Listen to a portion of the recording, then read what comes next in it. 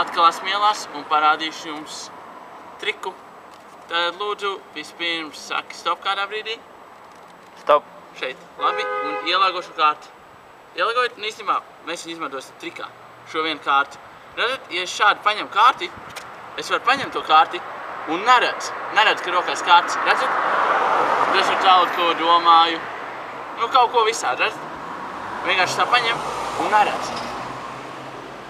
Un to var daudzos trikos izmantot. Es teiktu, skatieties, paņem tā kārti, ja? Skatieties, es paņemu un uzsitu. Un tā kārts ir izgājusi cauri stiklam. Cauri stiklam.